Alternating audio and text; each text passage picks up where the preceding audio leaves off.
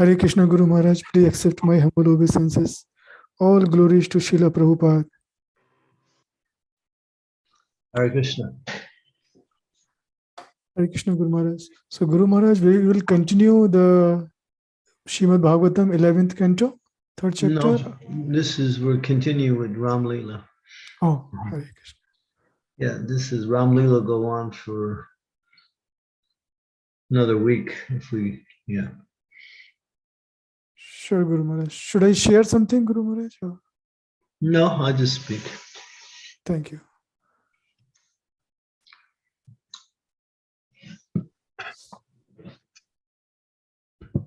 So Hare Krishna, dear devotees, please accept my humble obeisances. All glories to Srila Prabhupada. As Guru Maharaj mentioned, Guru Maharaj will continue the Ram Katha. Hare Krishna.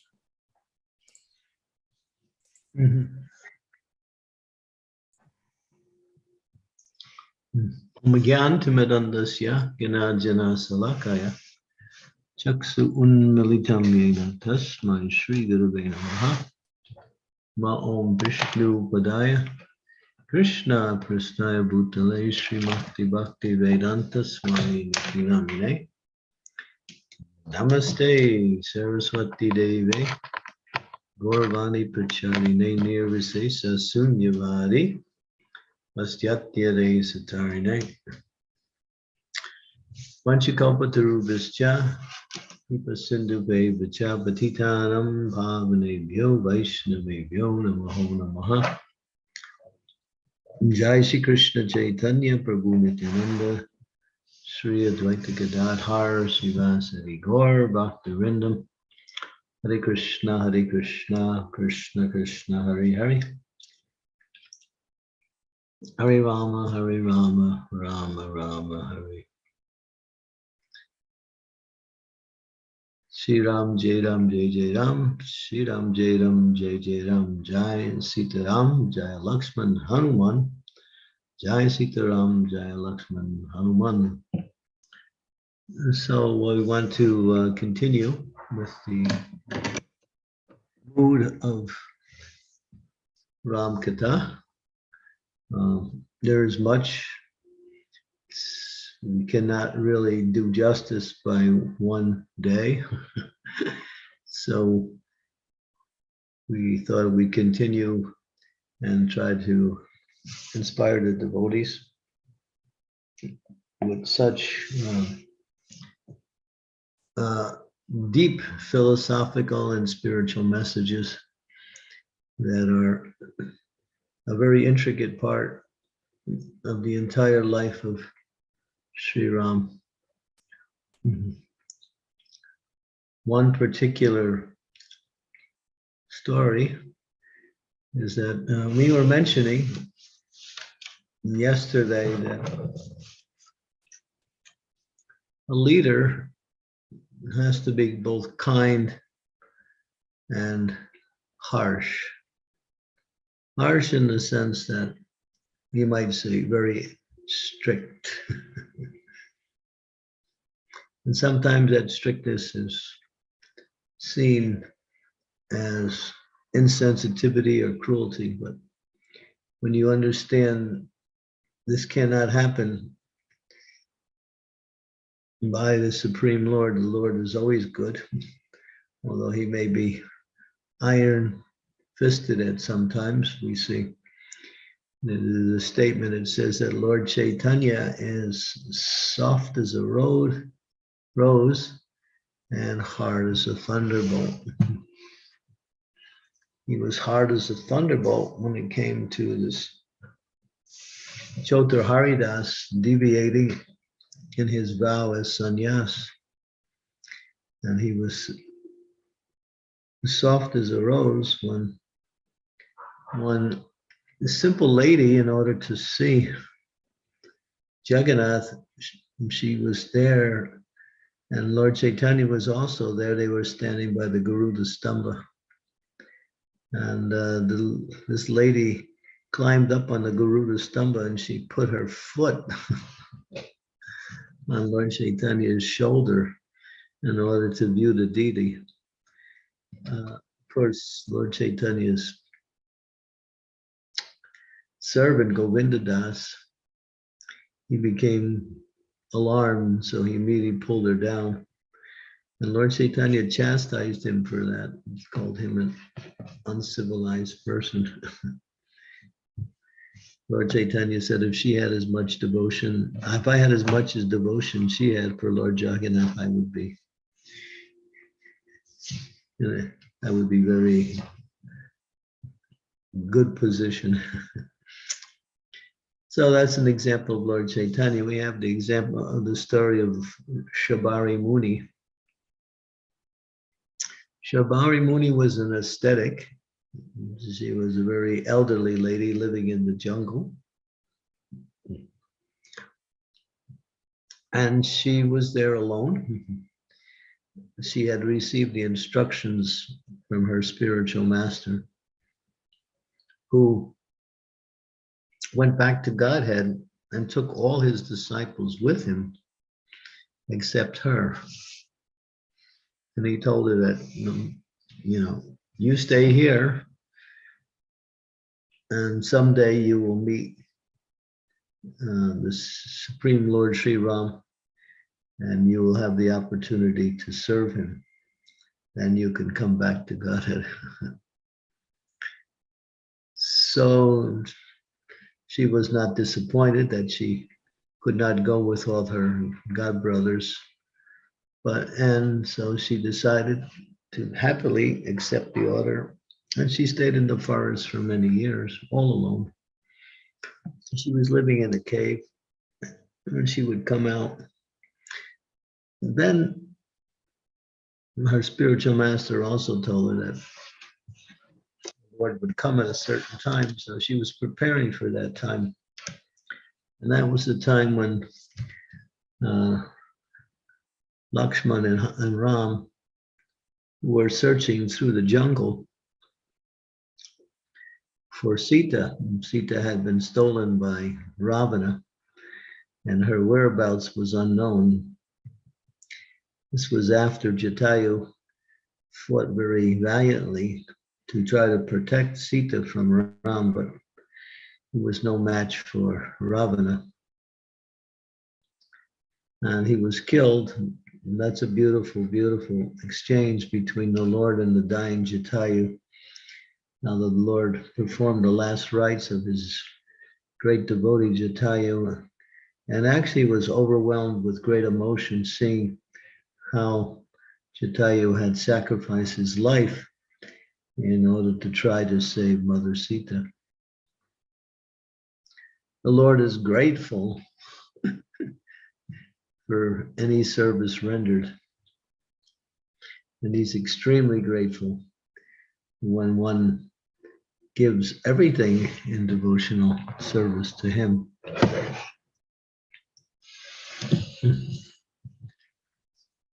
So Sabari was there, and Ram and Lakshman were searching. And then they came to the hermitage. She was actually living in a cave. She didn't even have any cottage. She was quite elderly, an aesthetic lady. Her hair was matted. She had never did anything to take care of her hair. She lived in the jungle. And she was always praying to the Supreme Lord. But then she was preparing for the Lord when she heard that her spiritual master said he will come. So what she would do, there was a kind of a fruit called kapit. I think it's called kapit. And it comes in two flavors. One is bitter and one is sweet. So she wanted to offer some of these to the Lord when he came. So she was preparing a basket, and she would taste the fruit first to see if it was sweet or bitter. When it was bitter, she would just put it aside and take it herself later. When it was sweet, she would put that aside for Ram. She would taste each of the fruit because she didn't want to give any of the bitter fruits to the Lord. Not long after that, the Lord came, And he saw her and he came right to her. And she could recognize that this was the Supreme Lord who she was waiting for. And so in her love for the Lord and her desire to please the Lord, she offered nice prayers, but at the same time, she presented the fruit that she had tasted and saved for the Lord. Now we start to think, well, actually, there is a little innuendo that Lakshman wasn't so happy seeing her give this tasted fruit to Ram, but Ram completely ignored Lakshman's feelings, and he was eating the fruits, all the sweet ones. And she was so happy. And the Lord was so pleased. He blessed her. And she also directed him to the monkeys, because they were looking for some way to find Sita. And she knew about the Varnaras, the monkeys with Sugriva and Hanuman there in the forest. And so it was her that directed Ram to Hanuman, and eventually Hanuman met him, and then Hanuman introduced him to Sugriva, and then an alliance was performed between Sugriva and Ram. And we know the story with Vali. We spoke that a few days ago. And then, of course, the monkey soldiers came together and headed by Hanuman were able to locate Sita in Lanka. But in the life of Subari, she actually went back to Godhead right after that. And that was the arrangement her spiritual master made. As soon as she would meet the Lord and serve the Lord, and eventually please the Lord by her devotion, she went back to Godhead. You can see now, generally we don't eat something and give it to the Lord after that. That's not the way you do it. But in this case, it was different. She didn't know the etiquette. And she was simply motivated to please the Lord.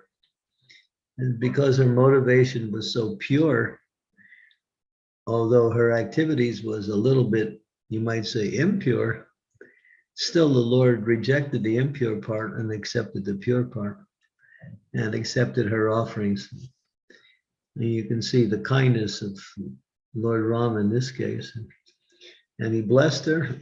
And then just after he departed, after receiving the news from her about the monkeys, she left her body and went back to the spiritual world to join her spiritual master and all of her god brothers and god sisters in the spiritual world. So it's a really beautiful story how the Lord simply accepted her love and pushed aside everything else. Of course, there's another beautiful story how the Lord can be just like fire. When the battle of when the battle of Lanka was over, the monkey soldiers headed by Hanuman and Sugriva, along with Ram, Vibhishan, Sita, Hanuman, returned to Ayodhya and was greeted in a grand celebration. After 14 years in the forest, everyone was so joyful. Ram has returned. And the festival was there and went on for many, many days, just honoring the Lord, worshiping the Lord, glorifying the Lord, and finding different ways to celebrate the return of the Lord after 14 years in the forest. Some people might ask, well, what does the number 14 mean? And it actually has a significance. We see that the Pandavas were banished in the forest for 13 years. And that was Dwapara Yuga. When Ram was banished in the forest, that was Treta Yuga, that was 14 years. So you see the similarity, both Pandavas and Ram, Lakshman and Sita were in the forest for 14 years. There's a thing called right of ownership. And in the Treta Yuga, you lose your right of ownership after 14 years. In the Dwapara Yuga, you lose your right of ownership after 13 years. And in Kali Yuga, you lose your right of ownership after 12 years. Something is meant to be given to you, but if you don't claim it within those times, then it is no longer legally given to you. So it's a legal principle. And therefore, that's why Kaikeyi picked 14 years. So after 14 years, Ram couldn't come back and claim the kingdom. And in 13 years, the Pandavas couldn't come back and claim the kingdom. So it was done according to the right of ownership that was a legal principle in those ages. And 12 years is now in Kali Yuga. That's how it works. But we see, that was all superseded by the fact that they were pure devotees and the Lord himself, that that was no longer applied because everyone wanted Ram to come back. If there was some legal contention, then Ram would have to fight for ownership, but there wasn't. Everyone wanted Ram back. Krishna wanted the Pandavas to take over. So that right of ownership, as far as the year legality, didn't apply to the Pandavas, nor did it apply to Ram, because there was no contention for it. That's only when there's a contention. We have another beautiful story, which is how a great personality can somewhat fall into illusion and act like an ordinary materialist. That is the case of Sita Devi when they were in Kishkinda forest. No, they were in Panchavati. I'm sorry, they were in Panchavati. And Ravana had commissioned this demon Maricha. When he heard about Sita, he became lusty to possess her. And so he sent Maricha to do the work. Maricha was threatened under death of Ravana, either you do it or I'll kill you. Maricha reluctantly did that. And he knew he was going to be killed, but he chose to be killed by Ram instead of being killed by Ravana. He became a little purified when the first time he met Ram was when Ram was commissioned by Vishwamitra Muni to go into the forest and protect the sacrifice of all the sages at the time. And Maricha and Subahu, two very powerful demons, would come regularly to desecrate the sacrifice. And then Vishwamitra Muni begged for Ram and Lakshman to come and protect, because he felt that they're the ones that can protect. And of course, Dasarath initially refused, but then reluctantly agreed to give these Vishwamitra Muni. And they came, and they were there. And on the 6th day of the sacrifice, these two demons attacked, and Ram and Lakshman shot arrows, and Subahu was killed, and Maricha was hit with an arrow, and it knocked him 800 miles into the ocean. After that, he no longer performed demonic activities. But then when Ravana needed someone to help him, he went right to Maricha. Maricha was actually his nephew. And Maricha refused, but Ravana threatened him that if you don't, I'll kill you. And so he chose to be killed by Ravana instead of being killed by Ravana. So he did his work.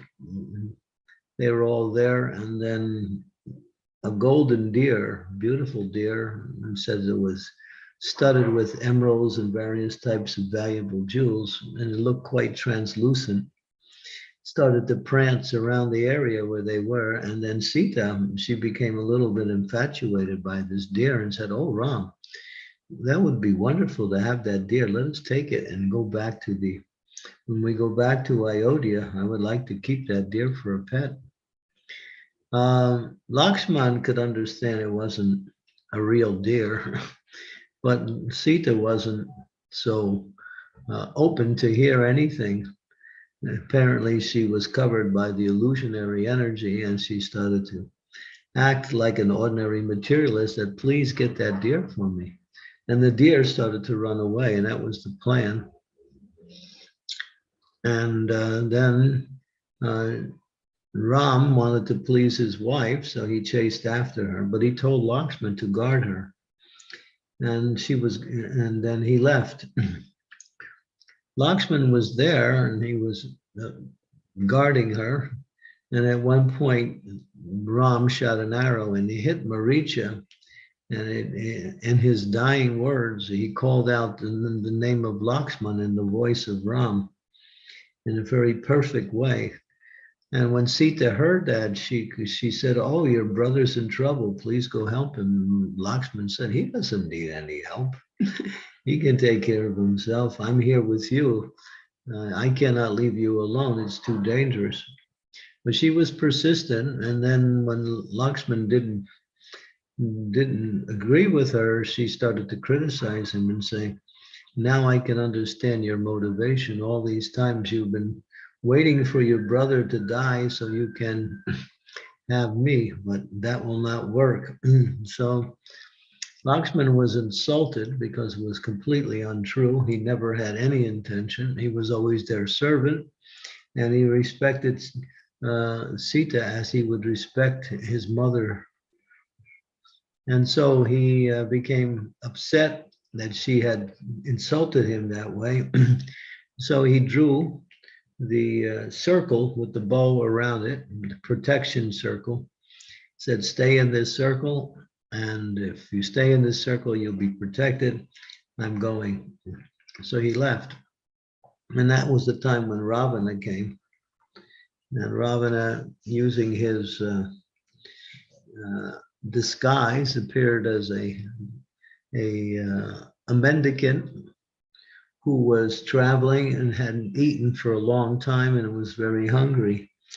And he approached Sita, and from a distance, he started to beg for some food. And she said, oh, this poor mendicant. Yes, I will give you some food. Please come." But he said, "No, I'm so weak, I can't walk anymore. This is as far as I can go. You'll please bring your food here. Otherwise, I will die." So he played on her soft sentiment, and she left the circle, which she should have never did. And then she was captured. We use a little analogy in this particular pastime that the circle is the instructions of the spiritual master, and Sita Devi is the jiva, and Ravana is the personification of material sense gratification. Now, the jiva sometimes rejects the instructions of the spiritual master, and due to the illusion of attraction to the material energy, starts to look towards that material energy for some satisfaction, some happiness, and then it gets caught in that entanglement and it falls down from their spiritual life. So it's a nice little analogy. Of course, when Sita was captured, it was too late. When Ram and Lakshman returned, the fact that she was gone, and that unfolded, which ultimately led to Ram and Lakshman looking for her and Hanuman finding her in Lanka.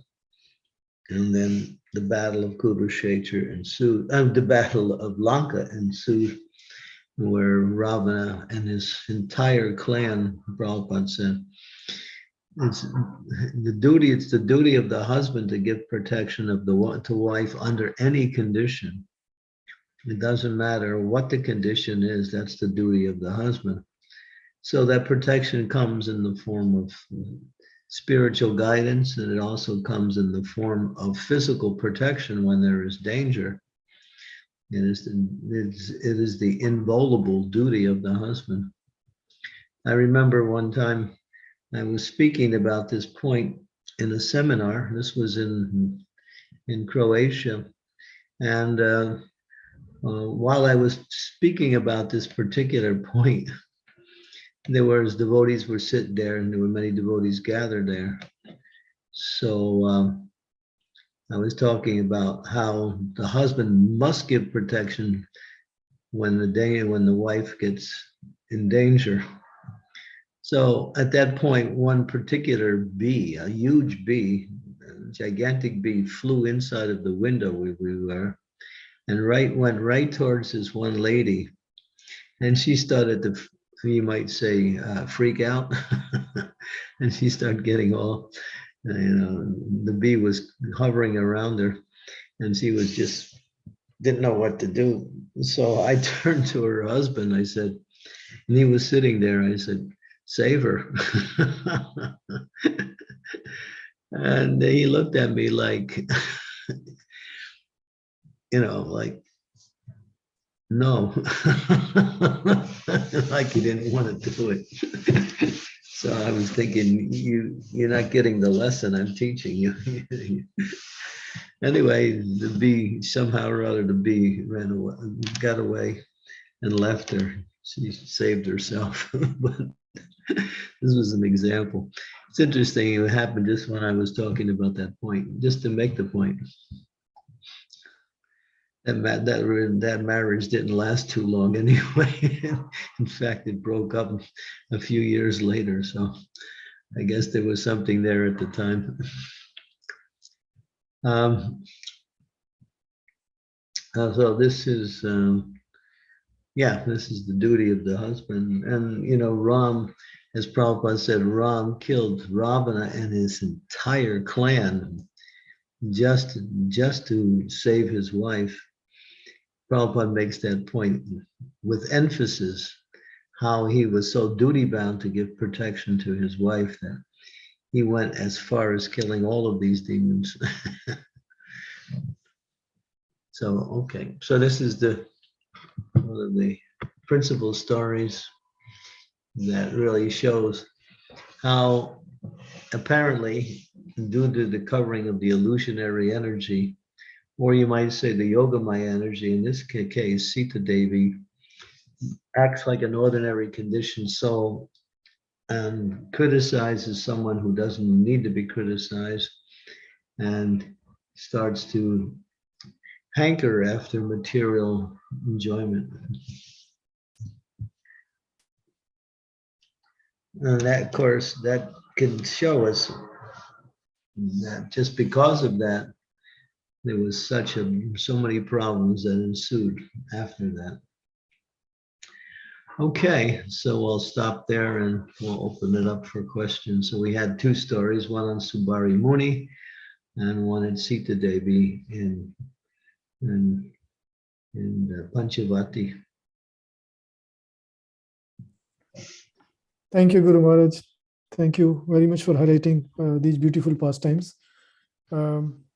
And I can understand, as you rightly mentioned, that Lord is very, very happy and feel very grateful when we give everything to Him in devotional service. And how Mother Sita, even such highly elevated personality, could have lots of difficulties in life just because she was looking for some material things. So for us, it's a big lesson learned.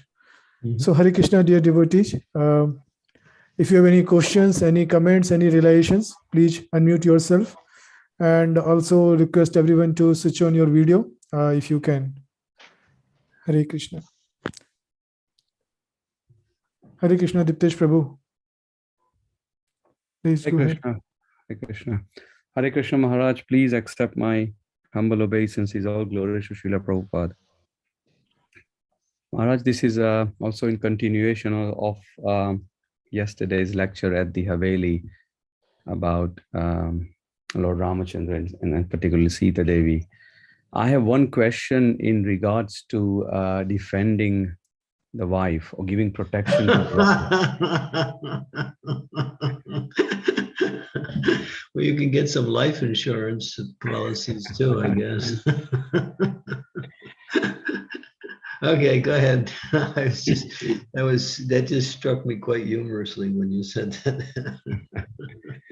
And so Maharaj, what if somebody, it hasn't happened, but this is a theoretical question, because if our duty is to protect the wife, if somebody on a mental level is harassing your wife or the other, well, let's say in this instance, particular wife, and she's feeling distressed out of this, what is the duty of the husband there? Should he then try to resolve the third party? Yeah, there should be should be some concern. Yeah, the wife gets in distress. You should try to help her out of her distress, or see if you can mitigate the situation. I think so. And that's why we get married, so we work together. We share our joys and we share our sufferings together, and we work together to overcome the joys and overcome the sufferings, and to celebrate the good times. Yeah. So marriage is like that. Yeah. Well, Maharaj, if that is been done with devotees, right? If some other devotees are causing mental anguish, again, this is a theoretical question. How should a husband take this? Well, then you have to see, when you're dealing with devotees, it's a little bit different than dealing with the materialists. Yes, Maharaj. Yeah, you have to be sensitive to the issue and see if it can be resolved. And a giving protection doesn't necessarily mean one way. There's many ways to give protection. So you might have to investigate the situation, and if it requires, well, you might think, well, maybe I shouldn't get involved, and then it may make it worse. It requires some understanding of the situation and seeing how to approach it. I think you have to be very thoughtful for that, and also hearing from the wife and trying to understand what is the cause of her distress or the problem, and see if you can mitigate it on that level without having to contact the other party. And contacting the other party is maybe the last resort. And that's only if it's absolutely unsolvable in another way. Or you can also give her advice how she can solve it with the person that's causing her problems. But in any case, take some intelligence to really, to investigate, to try to understand, to question, and then to proceed. But in any case, it is the husband's duty to mitigate that and take the ownership. That's what it says. Yeah. Why leave your wife in distress if she can't solve it herself? Yeah, I think so. What's I the want use of what's the use of you getting married if you don't somehow work together in every situation in life?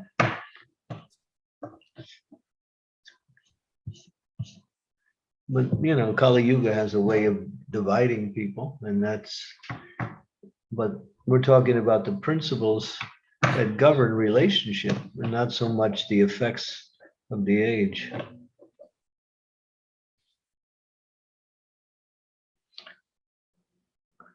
Someone you love and someone who's close to you is in distress, yeah. Immediately you think, well, how can I help?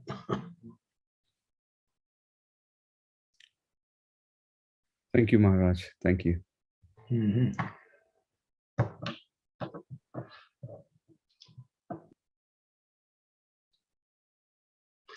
Yes, Sridevi Mataji, please go ahead. Thank you, Prabhu. Please accept my humble obeisances, dear Guru Maharaj. All glories to Srila Prabhupada. All glories to your divine lotus feet. Thank you for these beautiful narrations of these pastimes of Lord Ram, reminding us sometimes we forget the principles that govern protection, govern roles and responsibilities. So it's very important to be reminded.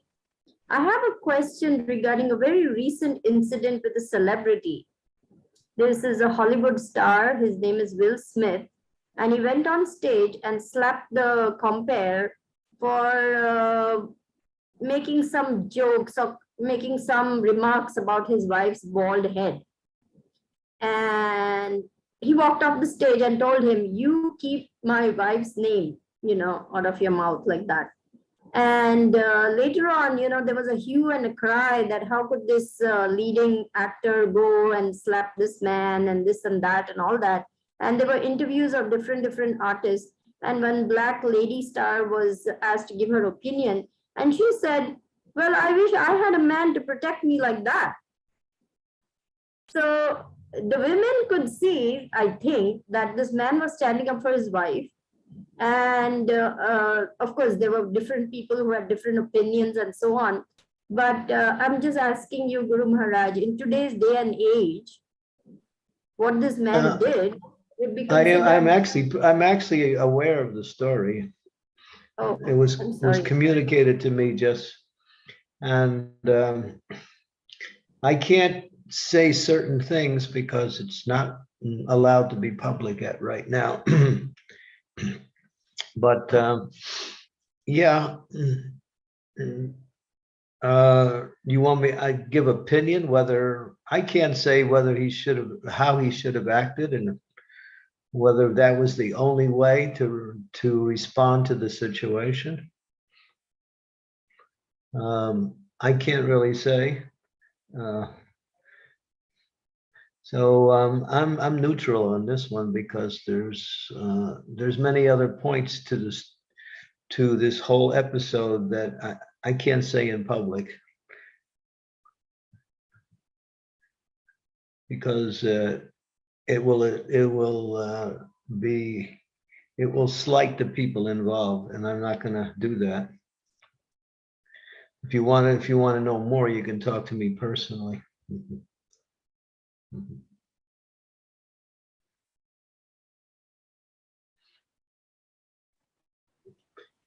Yes, Guru Maharaj. That's the only thing I can say about this situation, yeah. Because yeah, I can't say more because I don't want to open up another part of this whole thing that shouldn't be opened in public. Yeah, I understand and I accept that. Okay, you can always talk to me on the phone if you want. Yes, Guru Maharaj. Thank you so much for your kind offer. Yeah.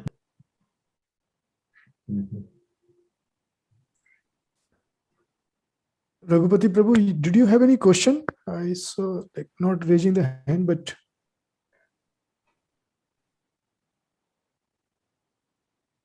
probably not. Okay.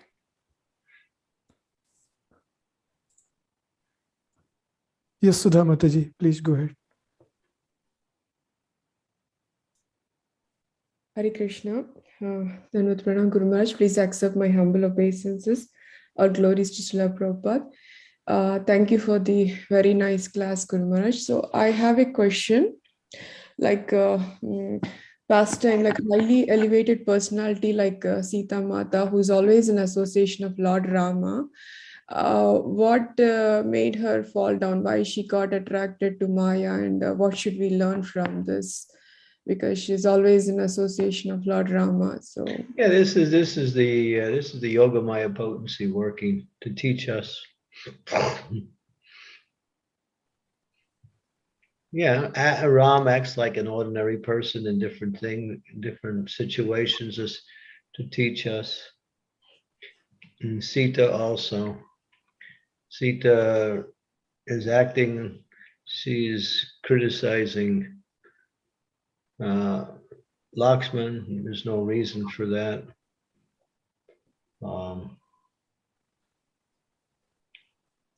Yeah, these are all parts of the messages that are given to us, so we can learn from that.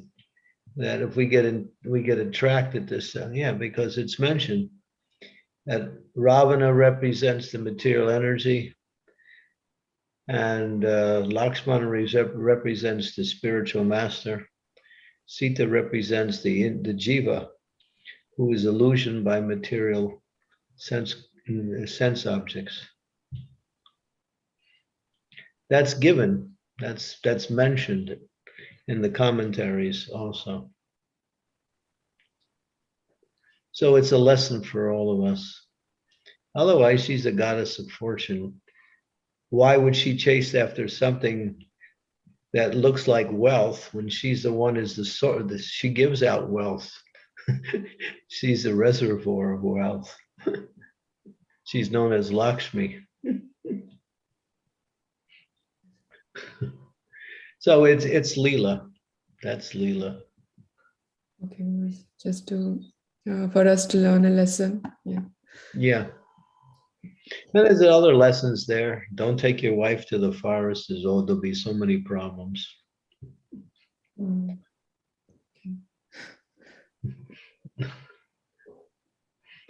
Yeah, that's also mentioned.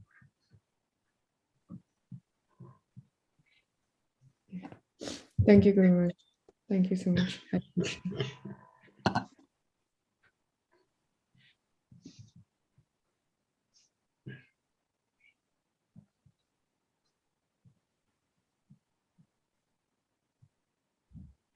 There's a lot of misinformation that goes on in the name of spiritual knowledge. That's why we have to hear from the acharyas. We have to hear from, the Lord, or we have to hear from the Lord's pure devotees. Otherwise, naturally, we will come to a wrong conclusion or misunderstand, or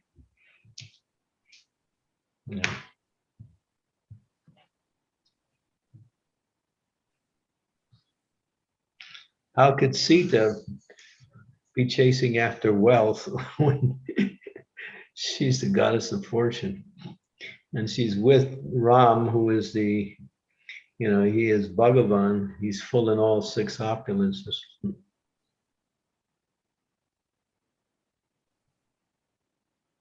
It's for our edification, that's all.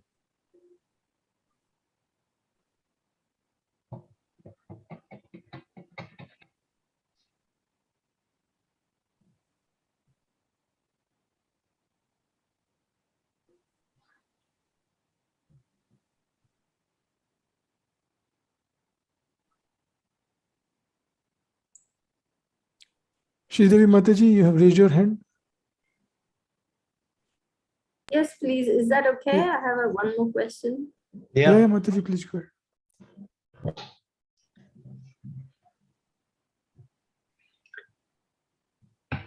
I'm Mataji, sorry. you're on mute. Yeah, sorry. Dear Guru Maharaj, I was also thinking that this pastime of Mother Sita, failing to stay within the Lakshman Rekha, failing to follow the orders of Lakshman, is also a warning, because ladies by nature are very soft-hearted, and they fall for any sob story. And time again, we see people who are serial killers and serial, sort of crimes against women happen because the person, the criminal, knows the soft and vulnerable. Yeah, nature. that's why it says in the Vedic culture. I mean, for the modern woman, they don't like this, but this is the Vedic culture says that when a woman grows up, she gets protection by her father. When she's married, she's under the protection of her husband. And when she grows old, and she's if her husband is no longer there, then she's under the protection of her grown-up children. So in all stages of life, women require protection. Right. And men know that, and unscrupulous men know that the woman responds to kindness. So a person who wants to take advantage of a woman will use kindness to get her confidence. And then once that happens, then he uses his devious methods to exploit her.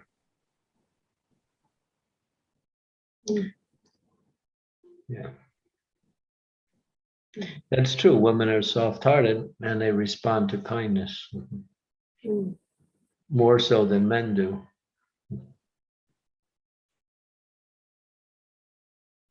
In fact, one of the criminals who was caught, he said, I just knew how to get a woman to soften up. He would carry a crutch and pretend to be lame and then lure them to his car on the pretense of, I need your help, I need your help.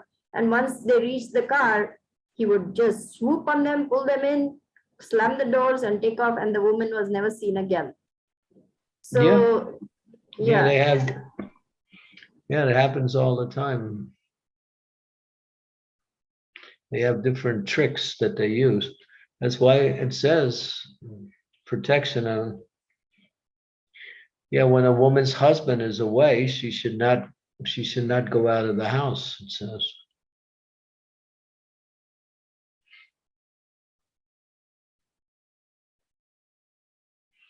If he's away, they should remain within the house.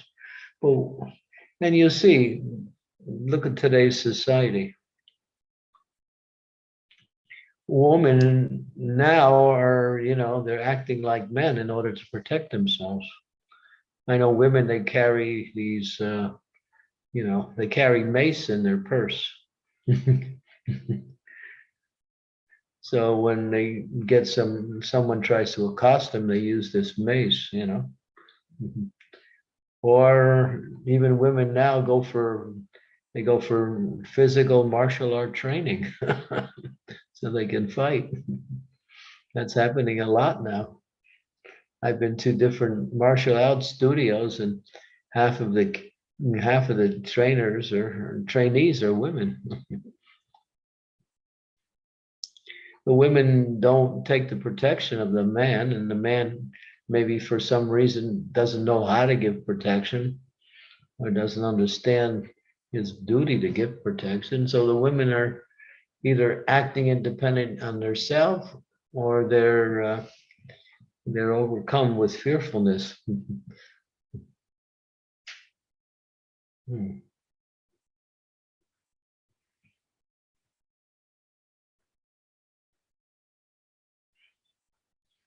So would you say, Guru Maharaj, that both men and women need to be trained in their roles and responsibilities? Because we see that the men...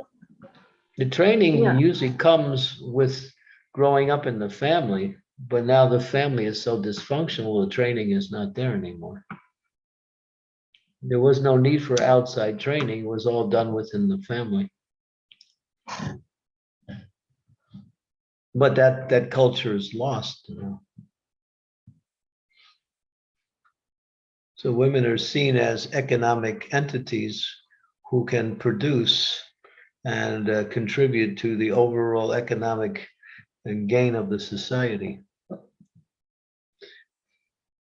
And if you I travel a lot, and I'm seeing more and more more and more places where women are now in, in control.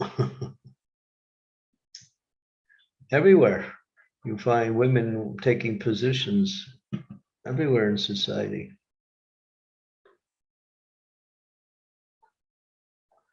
And I can see a lot of them are just not happy. You can see, because it's not their nature to be in these positions. A woman has to be, she has to keep her softness and her sweetness. If she loses that, she loses her personality. A woman becomes harsh. She is most, what we say, despicable, most avoidable. No one likes a harsh woman. It's just, it's not their nature to be harsh.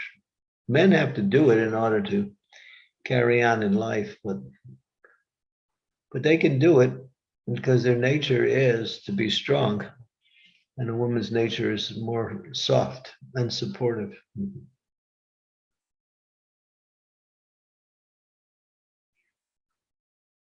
Even women who have strong natures, still under that strong nature, there's a very strong element of softness there, which is natural to them.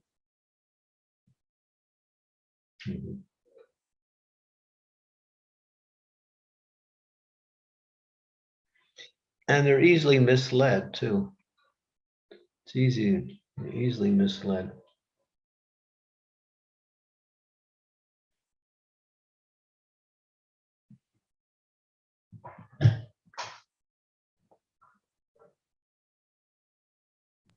So in our schools, in our gurukuls, in our educational institutions, as children come of age, say 11 to 14, 15, can we start introducing the system of roles and responsibilities of a husband, of a father, roles and responsibilities of a wife and a mother, so that our children are getting right training, so they don't make mistakes and they don't go in for all this newfangled stuff, that is passing off as Prabhupada talks about liberation. how when the woman will prepare, the mother will prepare her daughter for training to become the future wife.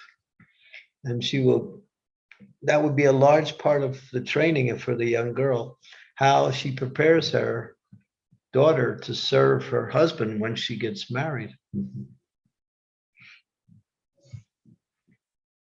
Baba talks about that, and that was part of Vedic culture. But Vedic culture didn't allow women to, get so old that when they're like 30 years old, they're still not married. Vedic culture was the girl, if she was married any later than 16 years old, that means she was an old lady. That was Vedic culture, and that was old. The girls would get married 12, 13, 14. They wouldn't live with their husband initially. They would be living separately, but they would have a husband, and therefore their minds were peaceful.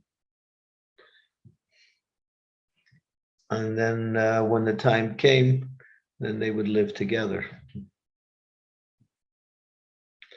But Vedic culture is now seen as antiquated, old-fashioned, not applicable to today's society. And look at the society. The society is hell. It's hell.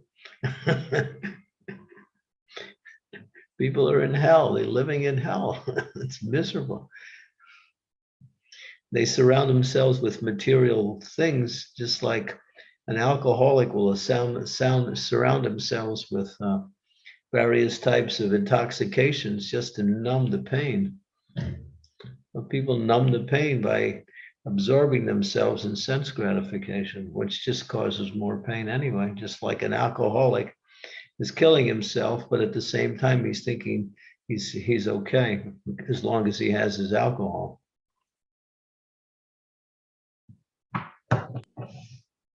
Guru Maharaj, I really think we need to emphasize this more in our society, that, what children should be learning, doing, Yeah. preparing themselves Yeah, for. that was Prabhupada's idea for Gurukul. Prabhupada started these Gurukuls. And he explained just what you're saying.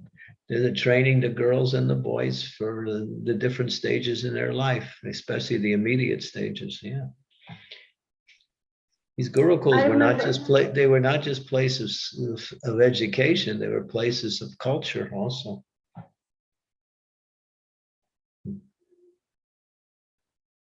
That was Prabhupada's idea, and started off on the right foot, but then it got a little bit derailed because of the influence of modern society and the lack of training given to those who are in a position to give training. We didn't train the teachers to become teachers. We just gave them positions. And that was the problem. I'll just say this one thing, Guru Maharaj, and then I'll quit. I had done a seminar in Houston for young teenagers, and we were talking about these various subjects. And I just asked all the young men there, what is the model of marriage that they see for themselves? Would they want a traditional wife, staying home, raising children? All of them, there were about 25 boys, said they want a working wife. They don't want a stay-at-home wife. Yeah, they thought that the 2 pay packets would ensure a better lifestyle for them. Yeah, but then you see, the woman can't play her role to serve the husband when he comes home because she's also a worker. Yeah. It's not that she just. Yeah, because people eat in the restaurants now. They don't even eat home cooked food, and restaurant food will, cause you to get sick faster. Home cooked food is actually healthy. Prabhupada said, if you're sick, and then one of the first things you should do is cook for yourself, because when you cook for yourself, your body will resonate with the food that's cooked. That's one of the ways to bring health back, is that when a person is sick, they should cook for themselves, or if they're in the family, then the wife will cook like that. But everybody, they have this a fast life. Everybody's working, everybody's running around, they eat in restaurants. So the average American eats home once a week. That's a statistic. But then the whole atmosphere of home is taken away when there are no meals being prepared. People don't even sit down together to have a meal. Where is the family then? Just listen to Prabhupada. He talks all about this stuff. It's not like he's just talking philosophical, spiritual knowledge from scripture. He's talking how to live life. And he says that, he was saying that, home sweet home. I'm working all day and I come home at night and all I can do is sleep in the big house that I'm trying to pay for,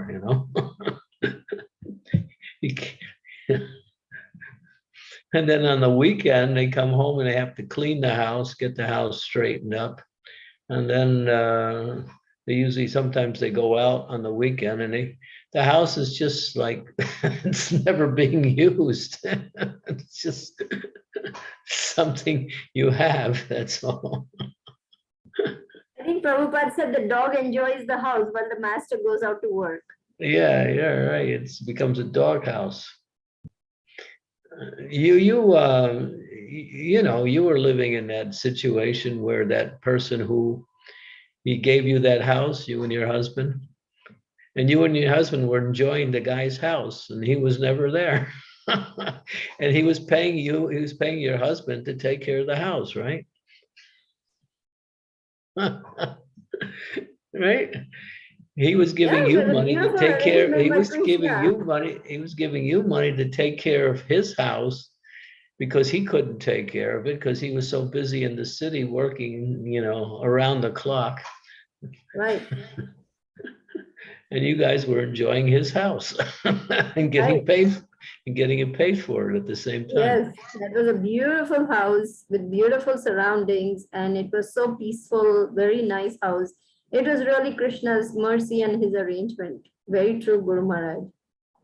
Yeah, but the poor guy never got, he would come and check it out maybe once a month and see if everything was okay.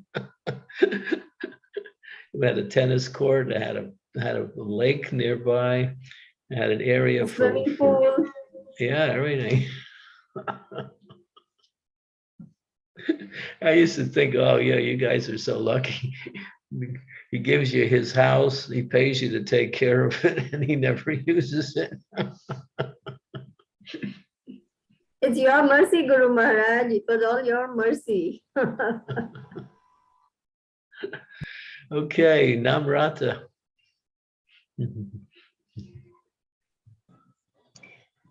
Hare Krishna, Maharaj. Please accept my humble obeisances. All glories to Prabhupada. Guru Maharaj, my question was regarding the females. The females in the Vedic times, they, especially the Kshatriya ladies, they were also trained for the warrior skills and all that. So, and we have seen in some Indian history also some women who are trained like that. So, why is that women shouldn't be trained in those kind of skills? I question this because I wasn't aware of that so much. I don't have any reference to respond to that. I don't know of any incidents of women being trained from. But women do enter into the military, but they usually don't come in as fighters. They usually come in as supporters in other areas. I don't know. To me, it seems, well, you know, the Kshatriya spirit is there.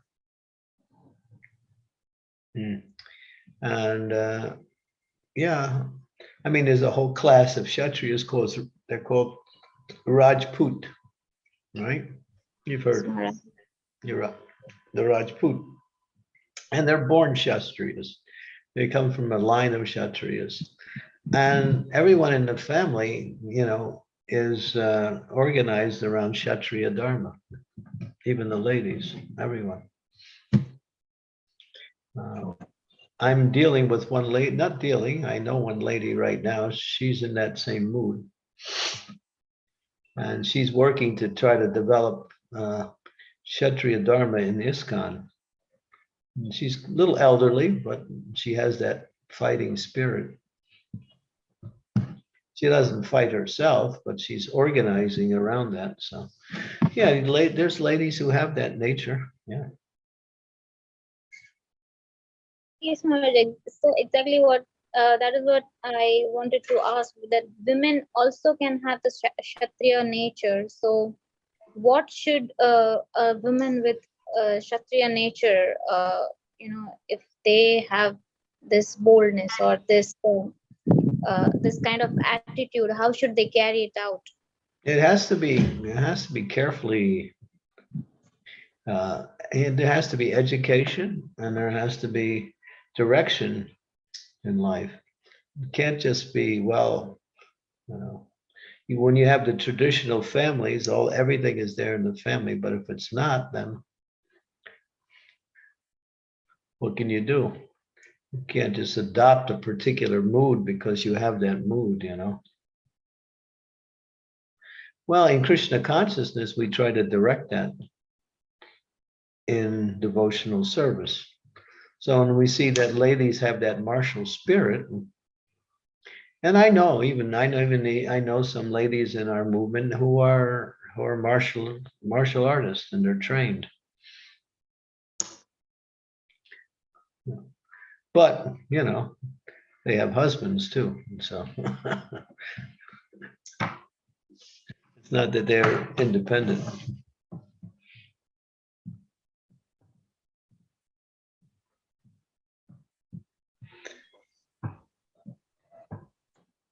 Yeah, Maharaj, well, it's up to the spiritual master to guide and evaluate a particular person and engage them according to that nature. So administration is also Kshatriya Dharma, to be an administrator, organizer, a leader.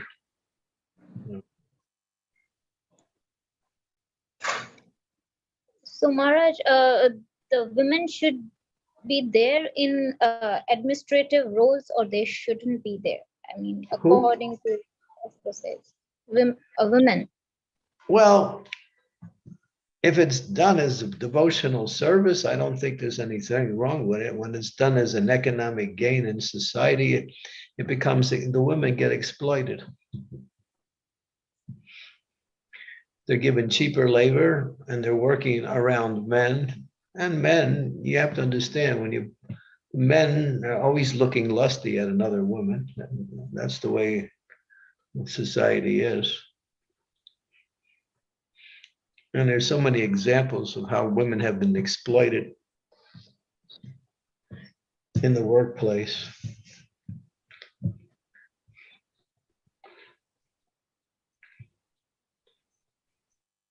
So I don't really, and personally, I don't think women should go out and work in the secular world. I think they should be, if they want to work and do some kind of occupation, they can do it at home.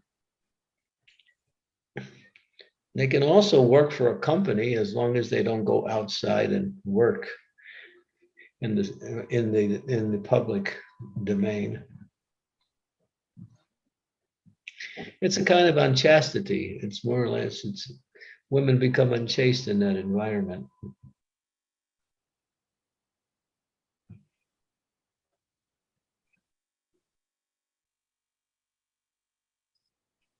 Okay, Maharaj. So that is, if we consider in the society of Krishna consciousness, then is that fine taking the administrative roles or something Yeah, like that? because there's protection. There's meant to be protection within our society. And that's the principle, that the women not only given the roles, but they're also given protection and support. Like I was just at one of the Avanti schools, we have in London, there's these Avanti schools. So there's schools that are progressive and they teach, there's deity worship inside the schools. And the schools are sponsored by the government also, given facility. And most of the children are coming from either pious or Krishna conscious families. Some of the kids are also coming from other groups. But I spent a half a day there on last Monday, a week ago today. And all of the people who were in charge there, everyone was a lady. The ladies were taking care of the kids. They were the head of the classrooms. They were the administrators. They were everything. And some of them are initiated devotees, and some of them are just favorable to devotional service. But their job is to teach kids. Their job is to take care of kids. The kids are sent there in the morning by their parents, and they stay the whole day at school.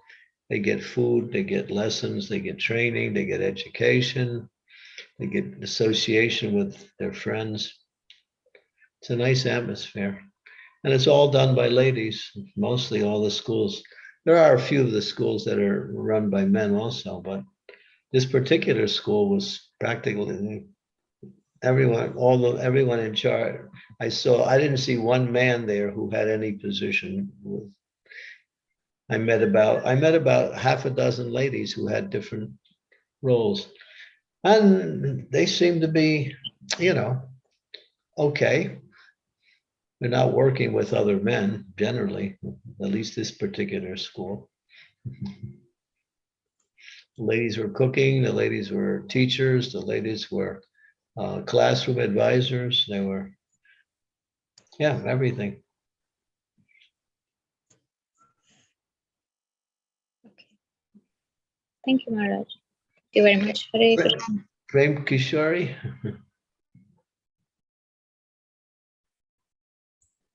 Hare Krishna Guru Maharaj. Please accept my humble obeisances. All goes to Prabhupada. All goes to your little sweet. I'm sorry I can't turn on my camera because now it sounds funny, but I'm sitting at work. Guru Maharaj, thank you for the nice class.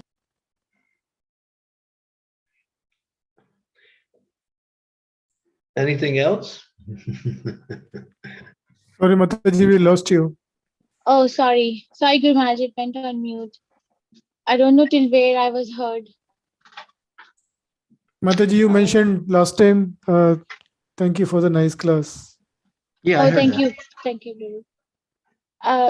Guru Maharaj, the question is that you gave the analogy of Mother Sita representing the circle of Lakshman representing instruction of spiritual master, Lakshman himself representing the spiritual master, and Mother Sita representing a living entity in illusion. And we must not and never ever cross the boundary of that instruction. But the problem is that that happens every day. Like there is this because of the circumstances or whatever, there's an allurement every day. So can you please give some practical advice? Yes, I know that attentive chanting, early morning chanting, reading, hearing, but is there anything else that can be done to strengthen that meditation on the instructions of the spiritual master throughout the day as the modes go down from goodness to passion to ignorance in a day? Yeah, your question is good, but yeah, there is, well, you have to think. You have to, you're doing the basics and you're doing them at a certain time. And then you're in the workplace. You have to figure out how you can use your time within the workplace to rejuvenate your spiritual life. Sometimes you take a break, you read a little bit, or you listen to a class. You can also make sure that you bring prasadam, and you can also distribute prasadam.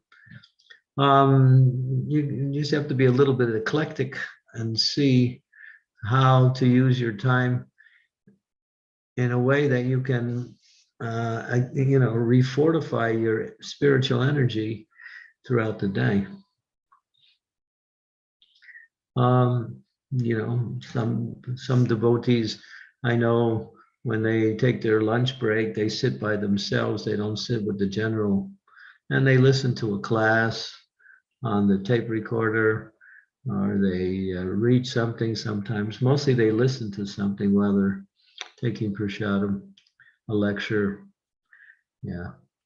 So if we're always in connection with the hearing process, which is the process of bhakti that keeps our consciousness connected to the spiritual realm, then we're okay. It's the hearing process that is really important. And you have to find how to do that, either through reading, listening to tapes. There's nothing much I can think that, aside from those, like that. Thank you, Guru Maharaj. Thank you. Yeah. And then you have to make, and then when you get opportunities, like I know your work schedule, and you have a block of time where you're off, and then there's a block of time where you're working. The block of time when you're off, there's a chance to regenerate, rejuvenate.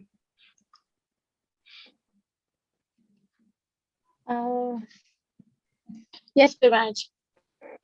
I think your instruction comes with empowerment. So if I try to follow the instruction, there will be an empowerment. Thank you. The instruction is you just have to use your intelligence to see how to fit in Krishna consciousness throughout the day.